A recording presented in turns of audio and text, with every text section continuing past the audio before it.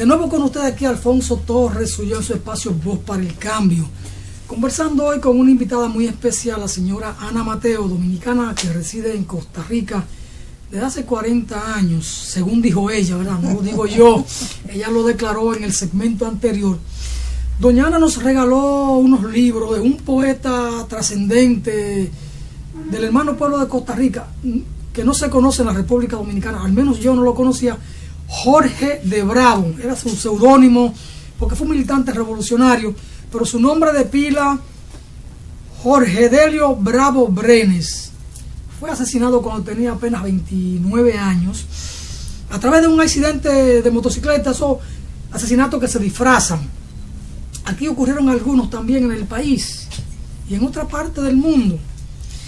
Y en un poemario de varios que se publicó incluso después de su muerte, Los Despiertos Guerrilleros, hay un poema que a nosotros nos llega hondo en lo personal y como dominicano.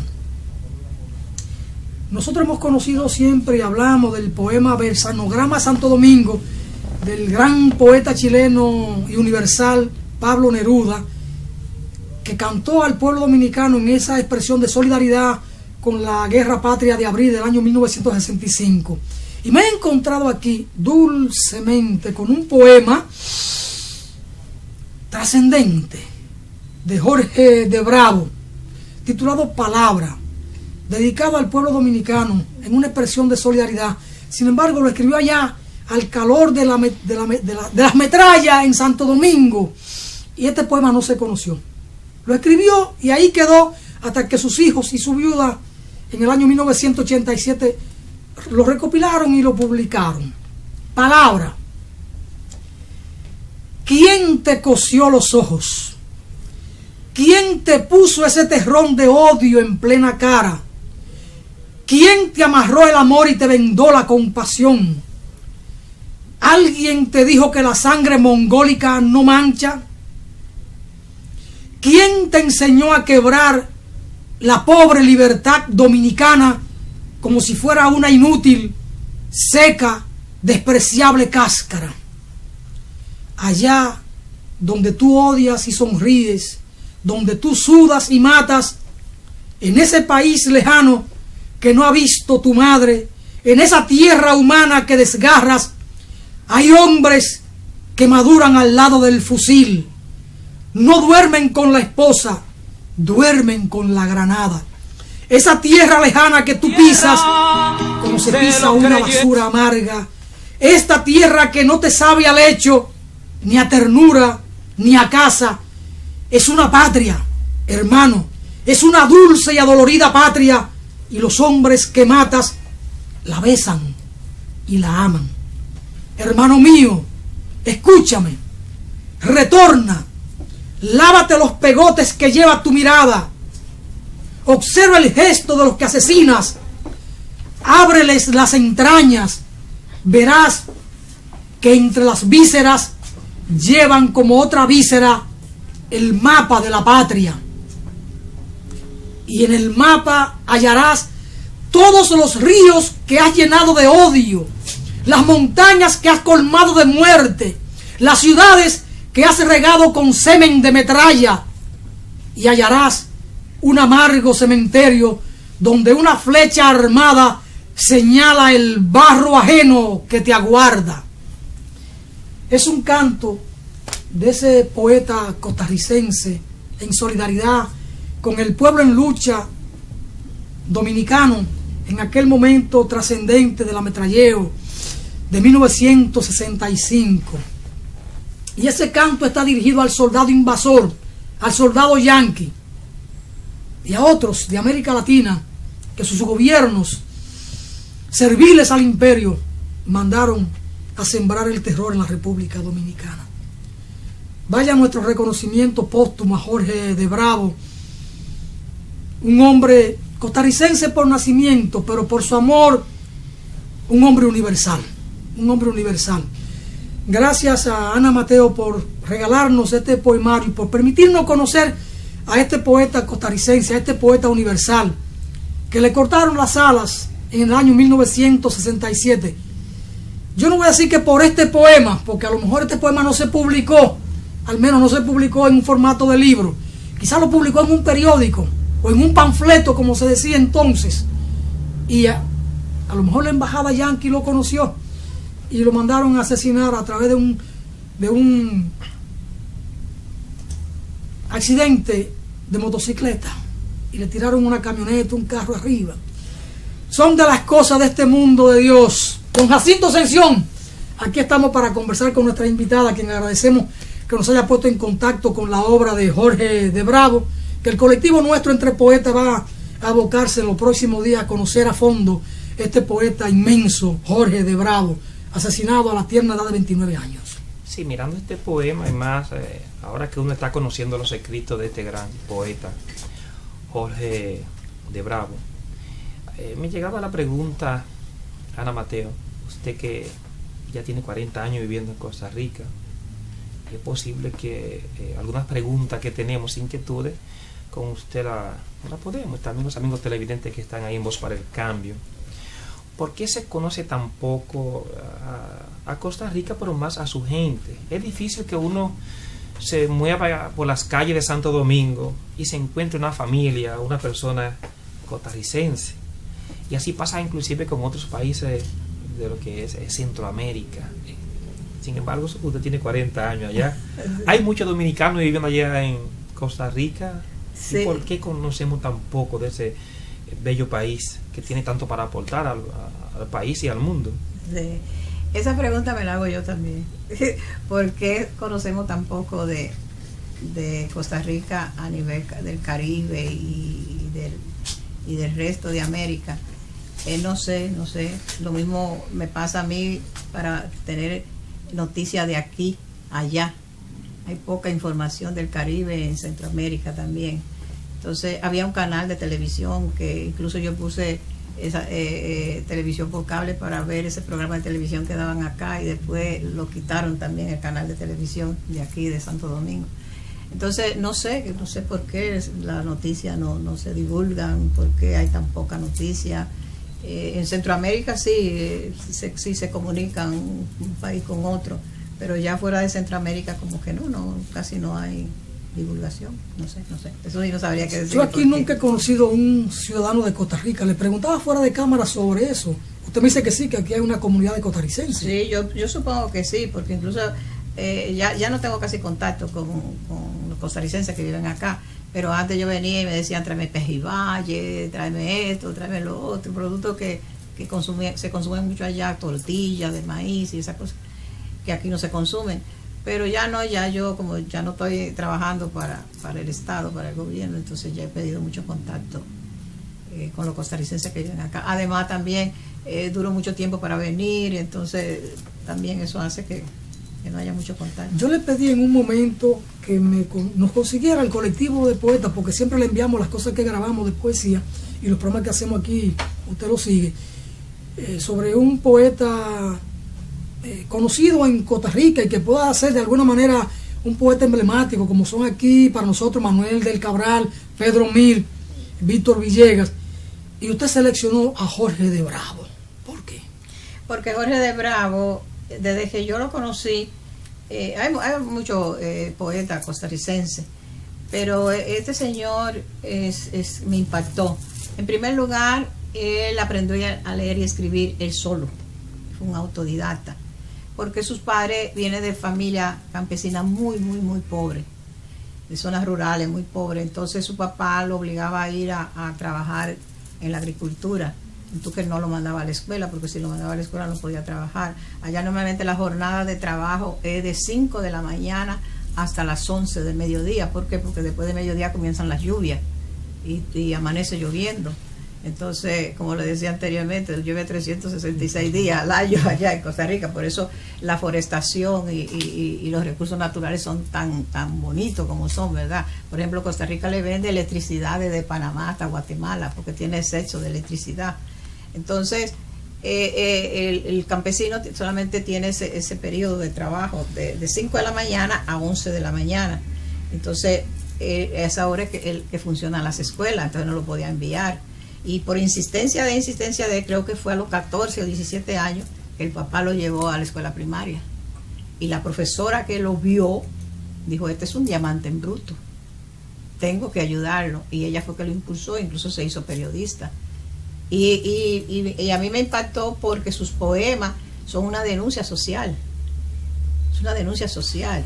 Aún Costa Rica, teniendo el sistema de gobierno que tiene, que es un poquito mejorcito de todo Centroamérica, él denuncia las cosas que no ve que son correctas en el país. Usted dijo que hay exceso de electricidad, de producción de electricidad y exporta. ¿Por hidroeléctrica o por petróleo? No. Allá la electricidad es hidroeléctrica por lluvia, es eólica por el viento. Por el viento, y es volcánica. Energía limpia. Energía limpia, sí. Es uno de los países que tiene energía limpia. Don Jacinto, antes de que usted entre, voy a compartir de Jorge de Bravo un poema que yo solo leí a usted en San Juan el fin de semana, pero lo voy a compartir para que usted entre ahí. Hay un poema brevísimo de Jorge de Bravo, Mi canción la titula. Mi canción no es un goce, sino un hondo trabajo, una forma de amar y de vivir. Os amo en la eterna batalla de libertar las manos hasta que el hombre sea eternamente humano. Don Jacinto. Sí, de profundidad. Conociendo, o de lo que poco conocemos de Costa Rica, hemos visto que ha tenido unos gobiernos que en los últimos años realmente han sido como modelo para América, el Caribe, pero todo también dentro de lo que es la preservación de lo que es los recursos naturales. Y de hecho, ver a Costa Rica, hay que hablar que es uno de los países que trabaja más el turismo y esa parte ecológica. De hecho, yo que tengo contacto con familias que viven en Alemania, mayormente los alemanes prefieren ir a hacer turismo, aunque sea un poquito más costoso, ecológico, que venir aquí al Caribe a un turismo de sol y playa y de estar en esos hoteles. ¿Qué es lo que lleva, y más conociendo un poquito a estos autores, a que la población, el país de Costa Rica, hay un nivel superior a nivel en lo que es la formación académica? Hay una mirada, una cosmovisión con la relación con lo que son los recursos naturales, y por ende eso le lleva también a tener un concepto mucho más avanzado de humanidad. Sí. El nivel educacional en Costa Rica, comparado con Centroamérica, ¿verdad?, es muy elevado, es bien elevado. Incluso hubo un presidente, Figueres, el hijo de José Figueres Ferrer, que fue presidente, que incluso había una compañía internacional de tecnología, Intel, que andaba buscando país para donde poner su sede. Brasil casi la tenía a su mano, pero llegó Figueres y le mostró quién era Costa Rica, el nivel académico que tenía Costa Rica, y está en Costa Rica. Y porque una de las cosas que me sorprende un poco acá es, por ejemplo, los colegios privados. Los colegios privados acá no te dan idioma, solamente el español, ¿verdad? Y los reglamentarios por el ministerio, según me supongo. Allá no, allá todo colegio privado, incluso ahora se está también promocionando en las escuelas públicas, tienen que darte el idioma inglés y mucho el francés también. Ahora este nuevo ministro que tenemos ahora en educación está implementando el idioma inglés, el francés y el mandarín, porque se supone que China va a ser una potencia mundial, o es una potencia mundial que va a dominar casi el mundo. Entonces también se está promocionando eso. Entonces Costa Rica, yo digo que Costa Rica pone la medicina antes de que llegue la enfermedad. Porque la medicina debe ser preventiva, no curativa. Sí, pero la medicina en cuanto a intelectualidad y esas cosas. Coja la figura, exactamente eso. Entonces ella ve así mismo los problemas sociales también. Por ejemplo, todo país del mundo tiene un cordón de miseria. Usted va a cualquier país y le dicen que estas son las zonas pobres. En Costa Rica no hay zona pobre, y hay pobres, pero hay que salirlo a buscar. Ese fenómeno se dio cuando el primer gobierno de Oscar Arias, era 80,000 viviendas para los pobres. Ese fue su lema, ese fue su eslogan, 80,000 viviendas. Y era una cosa que los sociólogos de allá, no sé por qué no han escrito sobre eso. Fue la primera vez que los pobres se dieron la cara en Costa Rica, porque los pobres no se conocen en Costa Rica, porque cada sector pudiente tiene un sector pobre. Entonces, este sector de aquí no conoce el pobre de allá, ni conoce el pobre de acá, ni conoce el pobre de acá. Cuando Oscar Arias hizo ese eslogan y Oscar Arias ganó, todos los pobres salieron, querían sus 80,000 viviendas. Y se dieron la cara, se conocieron. Y eso es un fenómeno que yo digo, ¿por qué los sociólogos no han escrito sobre eso? ¿Por qué no dijeron, es la primera vez que los pobres en Costa Rica se están conociendo? Pero sí, hay cordones de, pero de miseria. Mirando así Costa Rica y más Centroamérica, cada uno de estos pueblos de esa región tiene una vocación agraria, ganadera.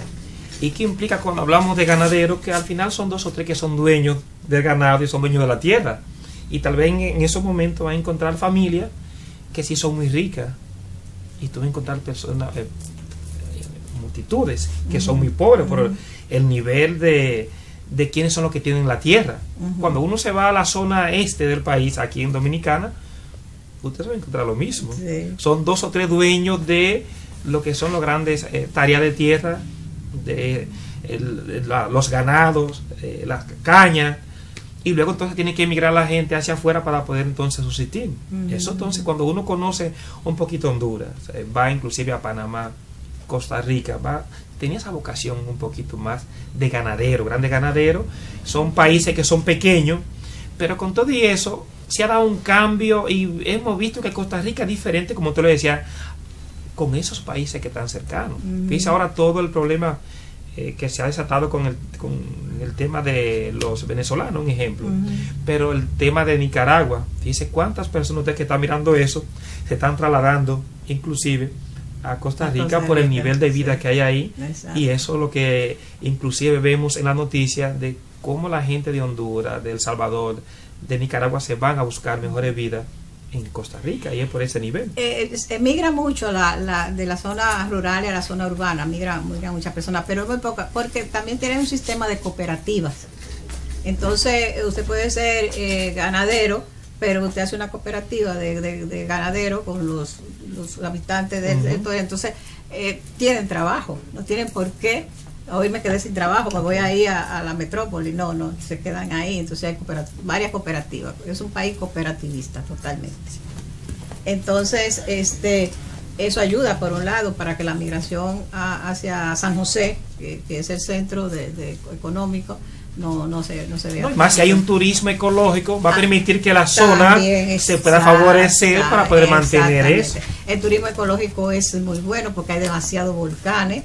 Hay áreas protegidas que son parques nacionales que usted no puede tocar nada y la fauna y la flora es increíble. Entonces a eso es que va el turismo, a eso es que va el turista. Por ejemplo, yo tengo una casita en la playa y yo gozo de ver las guacamayas cuando migran de un lugar, amanecen en un lugar y se van a otro lugar, igual cuando regresan para dormir en ese otro lugar. Y tengo una mata de almendra que le encanta la y se quedan ahí pululeando. Eso es una belleza, entonces eso es lo que va. Por ejemplo, yo le dije al señor que me cuida, digo, haga siempre una mata de almendra ahí, porque si me hacen un nido ahí, eso me lo protegen. Hasta cuando hay un nido y hay huevo, hasta te ponen un guardia forestal para cuidar los huevos, para que no queden en periodo de extinción. Entonces, todas esas son las cosas que el turismo... Vemos un turismo ecológico donde la gente de Europa y de otros países prefieren ir a Costa Rica. Recientemente, porque es un país muy tranquilo, sí. Y recientemente han pasado 2 casos allá en Costa Rica que han sido asaltados 2 turistas, e inclusive la asesinaron, y eso ha creado en un país tan tranquilo, eso ha sido inclusive como lo ha asumido el Estado, el gobierno, de que eso pasara, porque eso al final también da la noticia, a veces lo negativo llega, sale fuera y llega y dice, ¿cómo conocemos nosotros un poquito? Costa Rica a partir de una noticia tan negativa como esa. Como usted decía, hay mucha migración de Nicaragua hacia Costa Rica. Entonces la mayoría de los migrantes que llegan van buscándose trabajo donde sea. El sector turismo es uno de ellos, donde el migrante consigue trabajo. Esos crímenes que han pasado ha sido más de migrantes que del mismo costarricense, porque el costarricense sabe muy bien lo que le sucede, ¿verdad? Si comete una acción como esa. Entonces, pero sí, como usted dice, eso es un descrédito. Otra cosa que el país hace es que fomenta mucho su imagen internacional. Por ejemplo, en el gobierno de Monge, una de las partidas específicas del gobierno era mandar emisario internacional para dar a conocer a Costa Rica. Porque eso atraía turismo a Costa Rica, eso daba a conocer a Costa Rica. Entonces Costa Rica se cuida mucho de su imagen internacional, porque vive de eso. Costa Rica, perdón, casi no tiene producto que le entrega, ¿cómo se llama? Que entre económicamente, ¿verdad? Qué sé yo, con industria y esto, ¿no? Costa Rica vive de los impuestos. Vive de los impuestos, de lo que la gente consume, de lo que la gente lleva, de eso vive. Entonces su imagen tiene que mantenerla, porque de eso vive. El tiempo se nos va, porque en televisión el tiempo pasa, pesa, aplasta.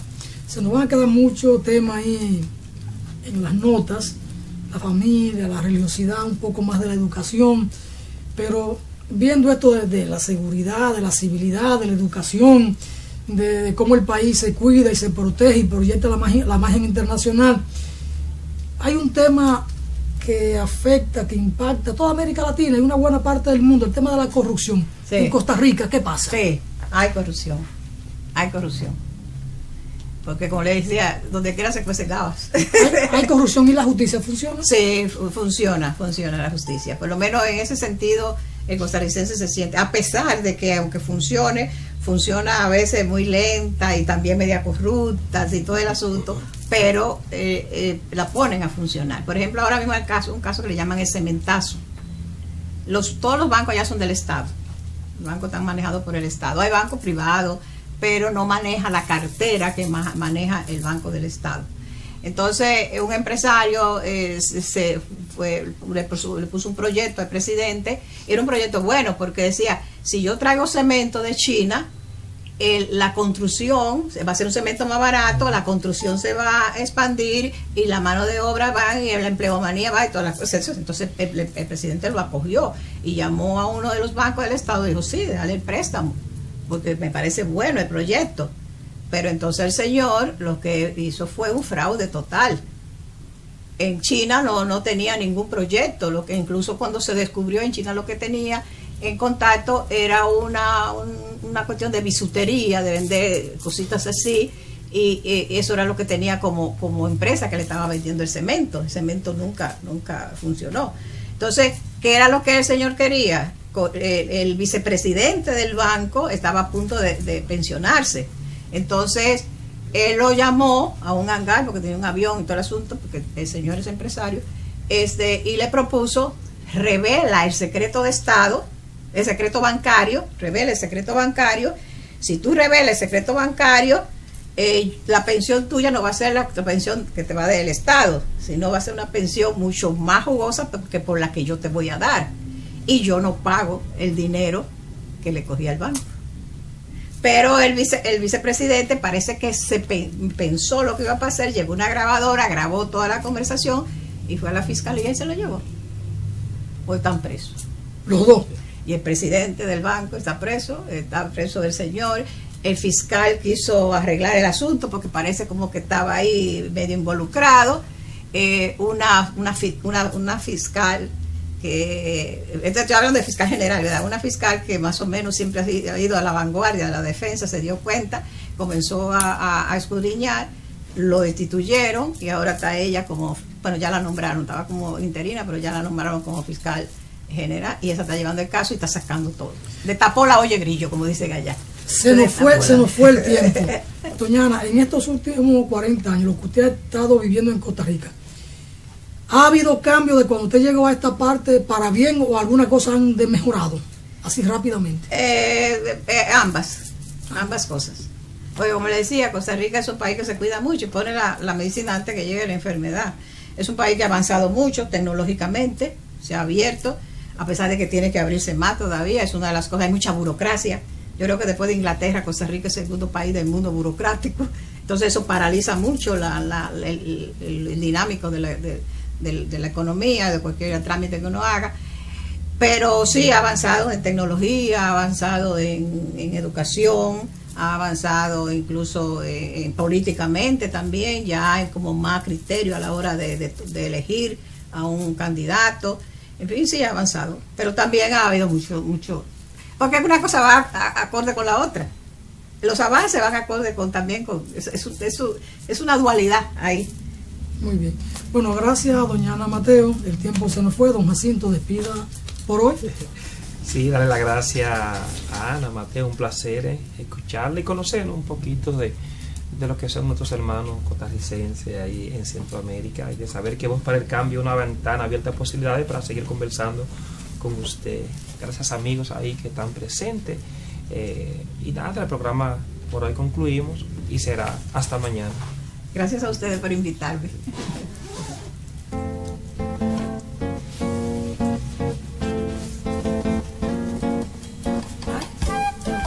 Le iba a entregar esto.